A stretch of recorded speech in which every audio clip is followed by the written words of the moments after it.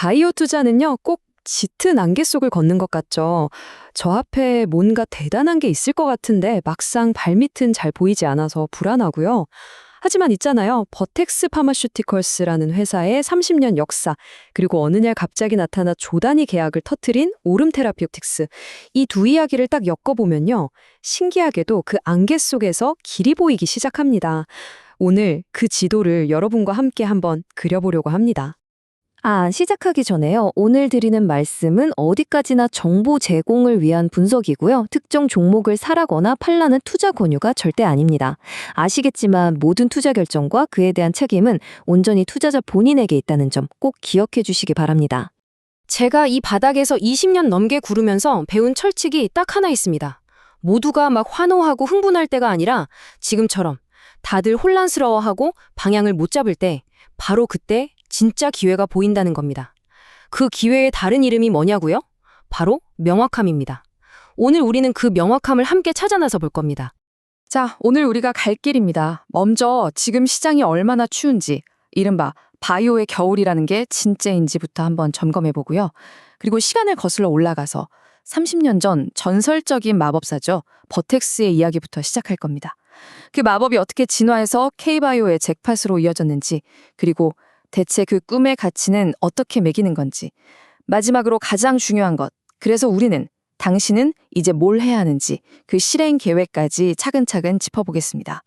자, 그럼 본격적으로 한번 뛰어들어 보죠. 모든 큰 그림부터 봐야 하니까요. 탑다운 관점에서 지금 시장 상황부터 냉정하게 보겠습니다. 자, 이 표를 한번 보세요. 이게 바로 지금 우리 바이오 투자자들이 딱 마주하고 있는 현실입니다.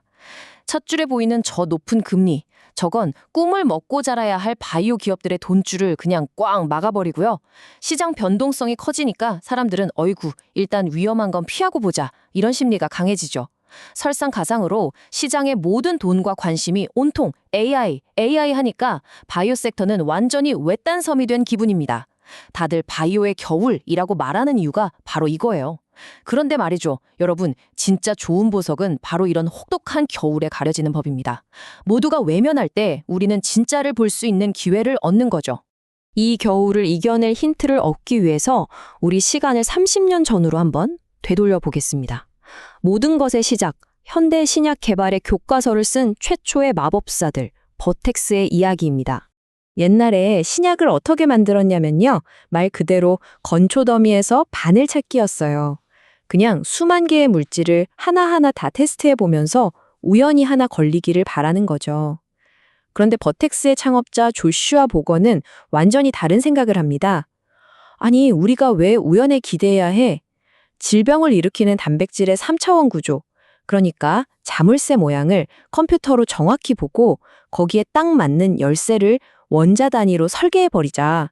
이게 바로 합리적 신약 설계라는 혁명의 시작이었습니다. 그런데 바로 여기서 바이오 투자의 심장을 관통하는 정말 중요한 교훈이 나옵니다. 버텍스가 2년 동안 어마어마한 돈을 쏟아부어서 FKBP라는 자물쇠에 완벽하게 맞는 마스터키를 기가 막히게 만들어냈어요. 근데 알고 보니까 그 자물쇠가 엉뚱한 문에 달려 있었던 겁니다. 진짜 문은 저 옆에 있었던 거죠. 이 10억 달러짜리 실수가 우리에게 뭘 알려주냐면요. 아무리 열쇠 만드는 기술이 뛰어나도 우리가 타겟으로 삼은 저 자물쇠, 즉 생물학적 가설 자체가 틀려버리면 모든 게 그냥 물거품이 된다는 것. 이게 바로 바이오 투자가 가진 본질적인 리스크입니다. 자, 이 지점에서 기술은 또 한 번 크게 도약합니다. 단순히 문제 단백질의 기능을 잠깐 막는 수준을 넘어서요. 아예 그 단백질 자체를 파괴해버리자는 개념이 등장한 겁니다. 바로 표적 단백질 분해 TPD 기술입니다. 이게 얼마나 혁명적인지 비유를 들어볼게요. 기존 약들은 문제 단백질에 딱 붙어서 일을 못하게 방해하는 경찰 같은 거였어요. 근데 TPD는요, 아예 세포 안에 있는 청소 시스템을 해킹해서 문제 단백질에다가 이거 폐기물이니까 갖다 버려 하고 스티커를 딱 붙여버리는 거예요. 그럼 약물은 떠나도 우리 몸의 세포가 알아서 그 단백질을 찾아서 없애버립니다. 점유가 아니라 사건을 만드는 양리학. 말 그대로 게임의 판을 바꾸는 순간이죠. 이 그림을 보시면 바로 이해가 되실 겁니다. 자, 1단계. TPD 약물이 한 손으로는 문제 단백질을, 다른 한 손으로는 세포의 폐기 시스템을 꽉 붙잡습니다. 2단계, 그럼 폐기 시스템이 문제 단백질에다가 파괴해달라는 신호딱지를 딱 붙여요. 그리고 마지막 3단계, 세포의 분쇄기가 와서 이걸 그냥 갈아버리는 겁니다. 근데 여기서 진짜 무서운 점은 임무를 마친 TPD 약물은 유유히 그 자리를 빠져나와서 또 다른 문제 단백질을 찾아 똑같은 짓을 반복한다는 거예요. 한 명의 암살자가 수십, 수백 명의 타겟을 계속 제거하는 촉매처럼 작동하는 거죠. 그러니까 훨씬 적은 양으로도 훨씬 강력하고 오래가는 효과를 낼 수 있는 겁니다. 자, 이 위대한 기술의 흐름이 드디어 자랑스럽게도 한국으로 넘어옵니다. 그리고 여기서 정말 흥미로운 일이 벌어져요. 한국의 작은 벤처기업 오름테라퓨틱스가 어떻게 이 거인들의 어깨 위에서 기술 진화의 다음 단계를 만들어냈는지 그야말로 K바이오의 잭팟 스토리를 한번 들여다보겠습니다. 그 당시 시장에는 두 가지 강력한 기술이 있었습니다. 하나는 암세포만 콕 집어 찾아가는 유도 미사일 ADC. 또 하나는 방금 설명드린 단백질 파괴 전문가 세포 해커 TPD. 오름테라퓨틱스가 한 건요, 어떻게 보면 간단해요. 이 둘을 그냥 합쳐버린 겁니다. 유도 미사일의 정밀한 배송 능력에 세포 해커의 강력한 파괴력을 실어 보낸 거죠. 이걸 DAC 기술이라고 부르는데 각각의 기술이 가진 한계를 동시에 극복해버린 겁니다. 그 결과는요, 그야말로 압도적이었습니다. 정밀 유도 미사일에 이전과는 차원이 다른 파괴력을 가진 폭탄을 딱 실어서 보냈더니 잠재적으로 기존 방식보다 효과와 안전성 면에서 무려 1000배나 더 나을 수 있다는 결과가 나온 겁니다. 이건 단순한 개선이 아니에요. 패러다임의 전환인 거죠. 이 혁신을 시장이 가만 놔둘 리가 없죠. 글로벌 빅파마인 BMS에는 특정 약물 하나를 파는 자산 계약을, 그리고 버텍스와는 기술 전체를 빌려주는 플랫폼 계약을 동시에 터뜨립니다. 여기서 우리는 정말 역사의 아이러니를 보게 됩니다. 30년 전 합리적 신약 설계라는 혁명을 일으켰던 바로 그 버텍스가 이제는 한국의 작은 벤처가 개발한 차세대 기술을 조 단위를 주고 사들인 겁니다. 야, 이게 바로 K바이오의 진짜 쾌거 아닐까요? 자, 여기서 다들 궁금하실 거예요. 아니, 이제 막 연구 단계에 있는 눈에 보이지도 않는 기술의 가치를 어떻게 조 단위로 평가할 수 있었을까요? 그 비밀은 바로 이 복잡해 보이는 RNPV, 위험 조정 수년제 가치 모델에 있습니다. 근데 이거 어렵게 생각하실 거 하나도 없어요. 아주 쉽게 말해서 꿈의 가치를 계산하는 법입니다. 만약 이 신약이 10년 뒤에 성공해서 10조 원을 번다고 가정해봐요. 근데 거기까지 가는 길이 험난하잖아요. 임상 1상 통과 확률 60%, 2상 통과 확률 30%, 이런 실패 확률을 계속 곱해서 사정없이 할인해 나가는 겁니다. 그렇게 수많은 실패 가능성을 다 반영하고 남은 아주 보수적으로 계산된 현재 시점에서의 꿈의 가치, 그게 바로 RNPV입니다.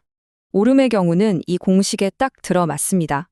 오름이 보여준 강력한 초기 데이터가 RNPV 공식의 성공 확률 변수를 극적으로 높여줬고요. 거기에 BMS가 계약금으로 1억 달러, 우리 돈으로 1,300억이 넘는 돈을 선뜻 내놓으면서 이 기술은 진짜 믿을만 하다는 강력한 보증수표를 끊어준 셈이죠. 마지막으로 기존 약들의 특허가 끝나서 발등에 불이 떨어진 빅파마들의 절박한 사정까지 맞물리면서 그 꿈의 가치가 조단위 잭팟으로 터진 겁니다. 자, 좋습니다. 지금까지 이 긴 역사와 복잡한 과학 이야기를 따라오셨는데요. 그럼 이제 가장 중요한 질문에 답을 해야겠죠? 그래서 우리는 뭘 해야 하는가? 이 모든 것을 우리 포트폴리오에 적용할 수 있는 실질적인 플레이북으로 정리해 보겠습니다. 자, 이 모든 걸 우리 계좌에 적용할 4가지 철칙으로 딱 정리해 드릴게요. 첫째, 과학이 곧 해자다. 이 기술이 그냥 조금 나은 수준인지 아니면 게임의 판을 바꾸는 TPD 같은 건지 구별할 줄 알아야 합니다. 둘째, 실패는 데이터다. 보텍스처럼 실패에서 배우고 과감하게 방향을 틀 수 있는 유연함이 생존의 핵심입니다.